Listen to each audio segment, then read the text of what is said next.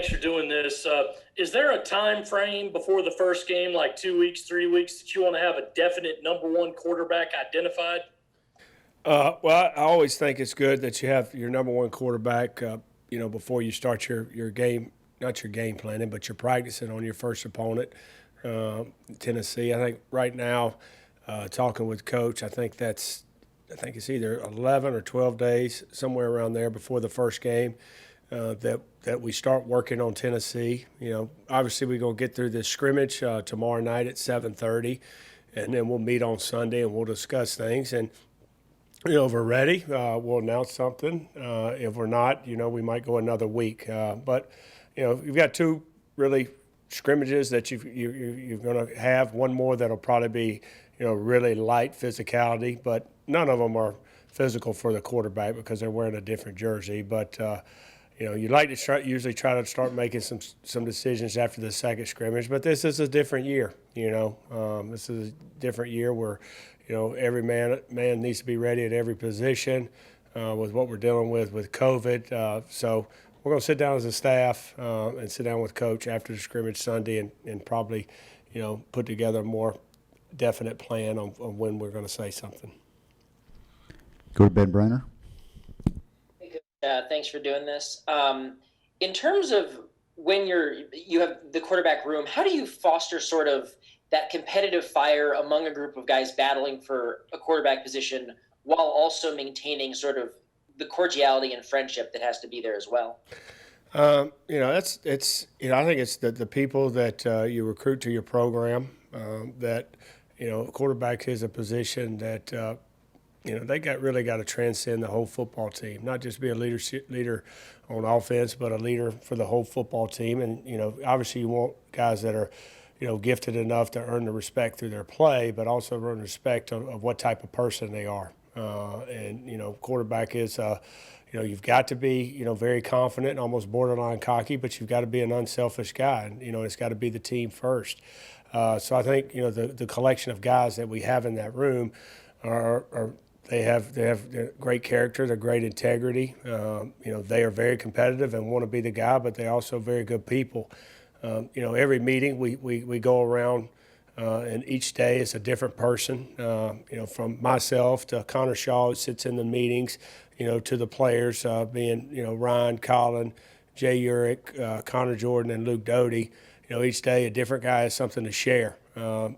Whatever comes upon their heart, if they want to share to the room. It can be about themselves. It could be motivational for the day. It could be religious if they want. It's their choice, and I think it's good that those kids are getting to know each other. What everybody's about in that room.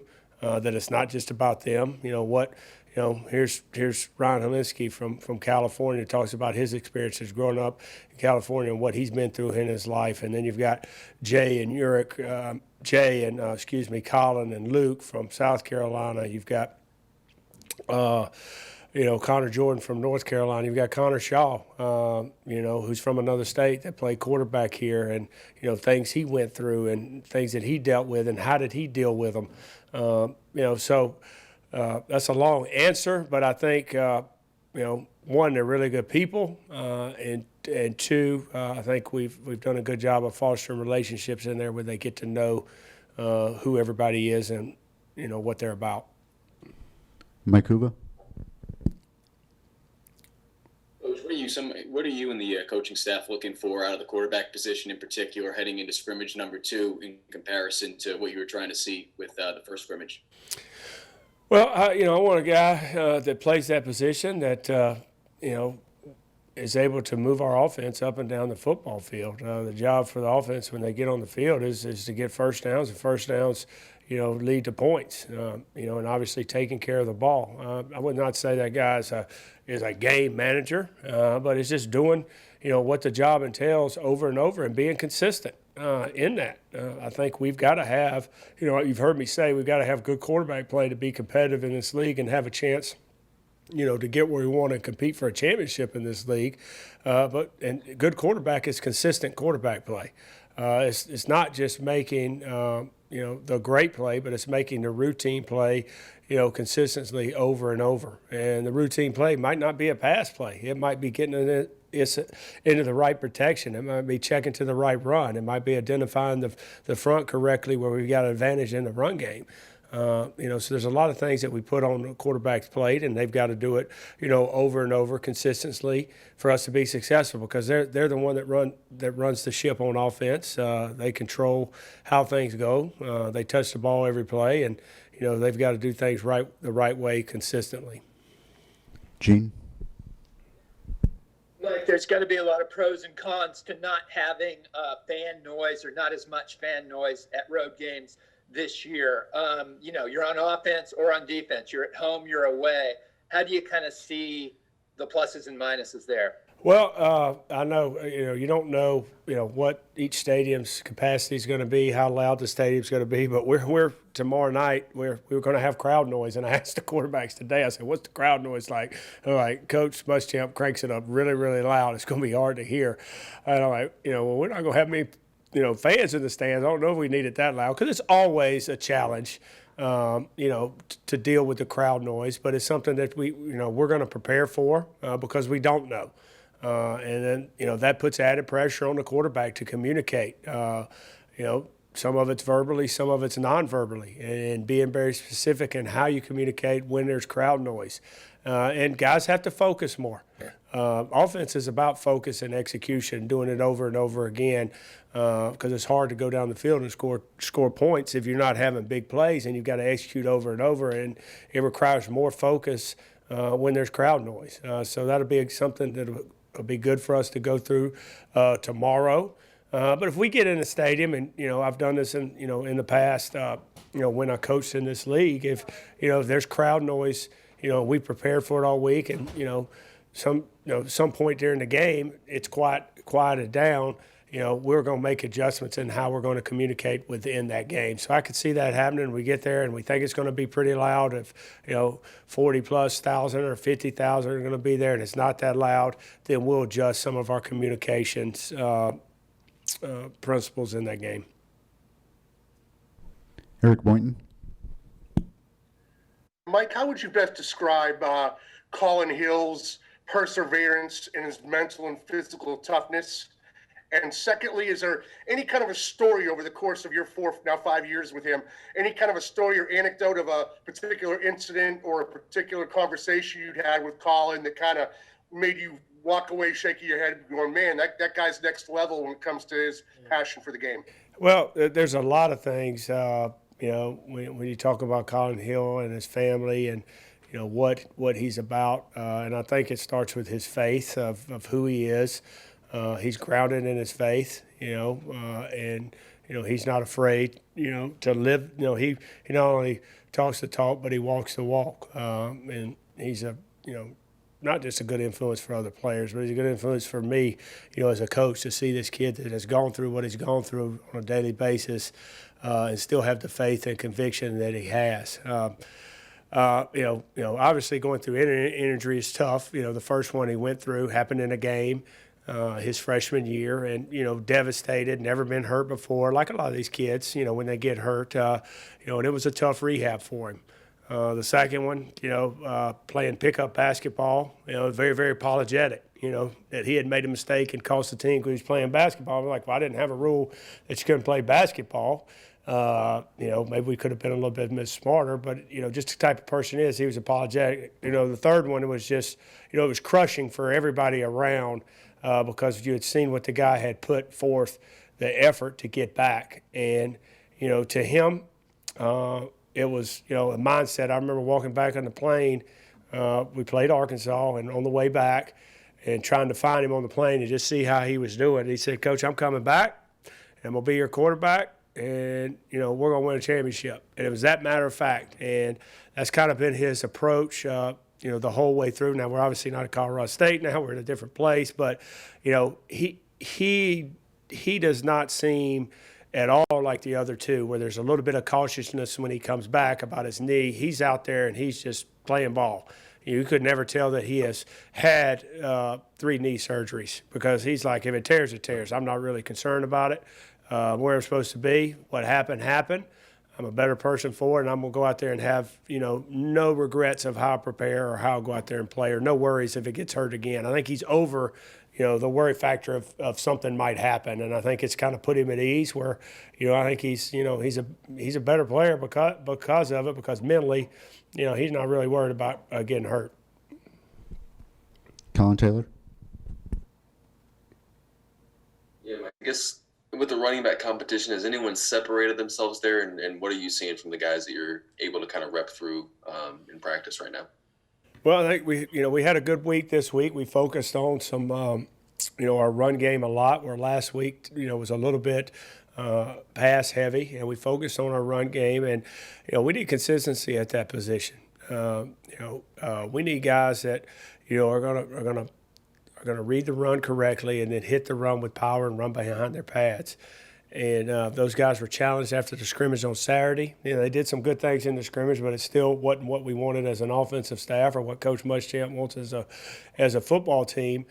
And we challenged those guys, and I thought they have done a good job this week. Kevin Harris has been, real consistent and, knowing what to do and getting you what you think you would get on certain call runs. Rashad Amos is a talented young man that, quite frankly, needs to grow up. And that happens with a lot of freshmen. They're trying to figure out life of staying in the dorm and school and, and when to get to bed and how to take care of your body. And, he needs to grow up. We're going to play all three of these backs, and he needs to grow up and get where he can compete on a consistent basis by handling this business like a mature young man. That's part of being a freshman. That's part of us being a coach, is getting him that way. Deshaun Fenwick has shown promise, has done some nice things. I think he has a chance to be a productive back in this league. I think he needs to play and practice with the confidence that, I have in him and Des Kitchens has in him. I think sometimes he doubts himself when, I see a guy that's 220-plus pounds that has good hands, that's very intelligent, to just go out there and trust himself and play. Zaquandre has been down with an injury. Hopefully we'll get him back some next week, but it's hard to say with him right now in the running back competition. Ben Brenner. Hey, Coach. So last year you got a lot out of Warren Jackson in terms of being an edge blocker on some of those really wide fronts you did. And I was wondering if any of your current receivers has sort of shown that kind of blocking chops to potentially be able to be used in sort of similar ways. Well, I think, all of them have the capability to do that. I think that's a mentality that, Coach Cox is going to develop in that room. It's not just about, catching the ball or running a good route when the ball's coming to you. It's about playing on every play, for us to be successful as an offense. And if you won't do those things, which you talked about Warren Jackson doing, you're not going to play. And I don't care who you are. We're not going to depend on the undependable. If you're undependable and you won't do certain things to help us be successful, then, you're not going to have the opportunity to go out there and catch balls. Just how we're going to coach. It's what we're going to demand. If you're not going to do it, you're not going to play. David. Have you guys sent the waiver for Jalen Brooks, and if not, why not? I that's a question for Coach Muschamp. I have no idea the answer on that. I can't. My assumption is we did, but I don't know, to be honest. He's practicing right now. We're getting him ready, and we're just waiting to hear. But Coach would know, what the word is on that. Hill McGranahan. Hey, Coach, with Zaquandre being down, and of course, Marshawn done for the year, have you guys tried to see if anybody else could help give you some more bodies at running back, or are you guys just going to roll with the three who are up right now, and I guess Adam Prentice as well? Well, we're rolling with the three we have right now. They're going to have to be creative things in our game plan, week to week, because of, you could be struck with a guy going down and then contact tracing, you lose, maybe your depth at a position. And, so there's going to have to be creative ways that we work, to get other guys touches. But just primarily playing the tailback position in this offense has been those three guys right now. As we get closer to game planning for each opponent, there'll be some different things. Colin Taylor. Jordan Rhodes obviously opted back in. I guess just what's the timeline for him in terms of getting kind of back into shape, and how do you envision him maybe impacting this team? Again, that's a question for our trainer, our coach. I don't know. To be honest, I coach the guys that are there in the meetings, and if the trainer says they're out, they're out. It always hurts when a guy's out, whether they're opting out or, when they're not on the practice field or they have a hamstring or they're out for the year like Marshawn. But we got to, next man up and get guys ready to play. When Jordan is, back out at practice, we'll see where he's at and see where he fits in. But right now he's not practicing. Hopefully he'll be back soon, and when he is, we'll see where he's at. Let's go to Ben Brainer. What has it been like to install, I guess, huddles back into this team where they've been no huddle for so long? What kind of a change, I guess, has that been for some of the guys learning that sort of part of the game? It's really not just those guys. I think it's a lot of guys you coach in college football. I'm watching my 8th grade son last night, and they're doing some no huddle, and they're in the shotgun. They never get under center. You watch football. Teams don't huddle, and we're going to huddle and not huddle, and we're going to change tempo. But as a quarterback, I always thought it was good sometimes to get in a huddle. Now you're setting the tone for that drive. You're setting the tone for that play. You're giving little reminders that sometimes don't get given when you're in a no huddle. And I think a word from a quarterback sometimes, a reminder, hey, you got a chip on this route, help the right tackle before you release, or hey, line, I'm going to need an extra half second here, or really sell this flag route on this double move to a receiver. Don't rush it. Things like that, help, because that quarterback's a coach on the field. I think, no huddle football is very, very effective. It stresses the defense. It allows you to, sometimes what I call get cheap yards, where guys, don't get lined up.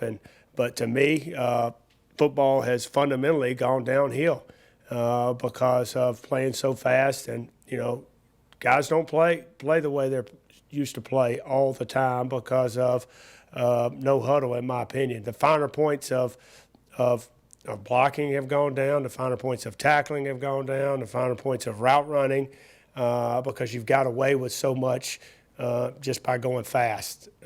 We are going to go fast, and we are going to try to get some of those cheap yards, and we're going to try to catch defenses off balance.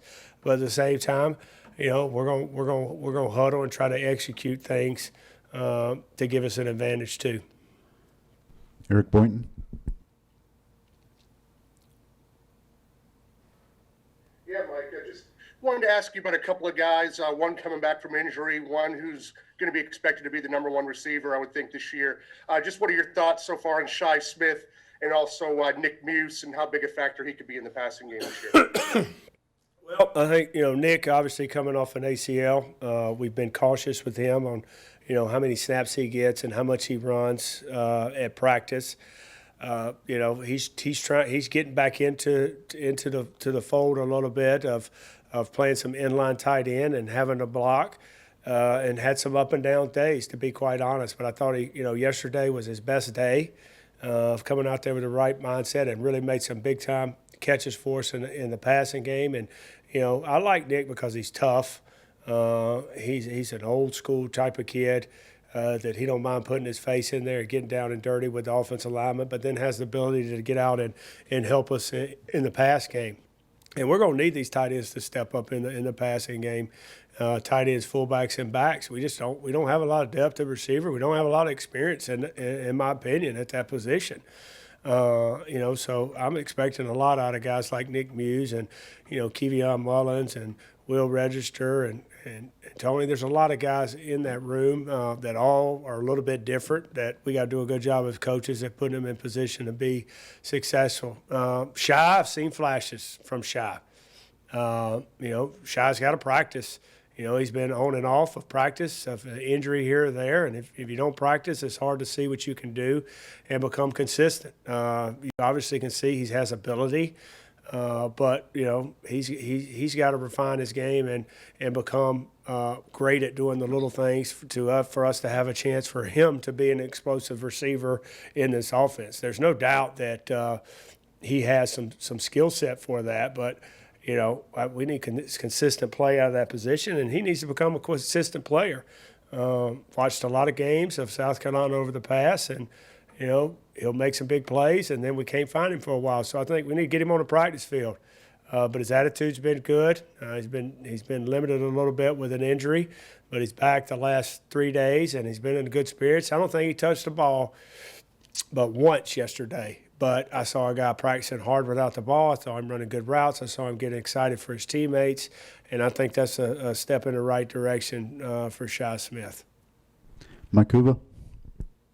Like I know Muschamp was mentioning yesterday how Doty's even helping out as a gunner right now. He's basically doing everything you guys have asked, and I'm sure as coaches you guys appreciate that. I'm interested with your experience as a head coach. When you have a kid like that comes in, obviously highly recruited for a quarterback position, do you manage the way that he's playing receiver, kind of like a year-by-year kind of thing?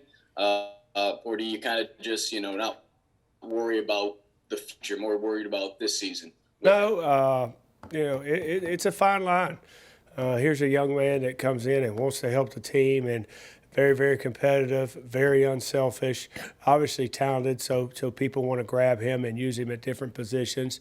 And it would be tough for any position, to be spread out like, he's doing. If I'm, hey, I'm a tight end, then I'm going to play receiver, and then I'm going to play some, wing back or running back. I'm a wide tight end, I'm an off-the-line tight end, then I'm playing receiver, and then I'm playing on every special team. That's tough for any position, and then you got a freshman on top of that who's now playing quarterback. So Luke's been great and shown flashes, at all three positions, special teams, receiver, and at quarterback. As we get closer to the game, we gotta hone in on what he's going to focus on to get him ready where he can play fast and confident. Right now you see flashes, but you don't see consistency because of knowledge of what he's doing. But that's okay right now. You see what kind of heart he has. You see what kind of competitive kid he is. We're going to hone in on what he's going to do and how he's going to do it as we move forward. I think, as far as his future at a quarterback, which I think he has a future at quarterback at South Carolina and in this league, you want to, that's his future, but it's not going to be a full-time receiver. There's a lot of learning that goes into quarterback. I think it'll be a little bit of spot play, and right now he's learning how to play that position a little bit and learning the concepts. But we'll start honing down on quarterback and playing. He's in my meeting. He's in both meetings. He's at both walkthroughs. It's like I told him today. I said, you're going to play more quarterback tomorrow in the scrimmage, and he has this week. And shown some flashes, but then shown some inconsistent play. And I wouldn't say that's because of, him playing receiver. I say it's because he's a freshman, and that's going to happen. And, we got to continue to work him at those spots because, the situation we're in this year with the guys could be out at the drop of a hat, but also with the depth that we have at receiver and playmaking ability. I want to get playmakers on the field and have them a chance to touch the ball. And I think that's, what he is. He wants to touch the ball. It's like, got a couple corners. I wouldn't mind letting touch the ball a little bit on offense. So we'll get to some of that as we get closer to the game. Gene Sapikoff. Mike, you talked about the importance of getting everybody prepared this year especially. Are there anything specifically you can do to rep more depth in practice? Yeah, that's a great question. It's actually something that I talked to the offense today after a walkthrough that we had. Coach is always talking about it with what's going on, and you've got to be ready. You walk in the building and, some position group could be down by 2 or 3 players, and you went from second or third string, and now you're starter of the day. Same thing could happen on Saturday. We two-spot a lot of things here where we've got, basically 44 players practicing at the same time, running the same plays. We two-spot walkthroughs. Those are getting them reps. But I told our guys after practice today, of what I expect in walkthroughs the day before the game and the day of game. And I said, look, we can't, even if you're a starter, we can't rep every single look full speed. All right, we can't rep it, and then we I'm sure can't rep every player getting every rep. Okay, so you've got to pay attention. You've got to lock in. You've got to pay attention. You've got to listen when you're not going. It's just, or we won't be able to do things we need to do on offense.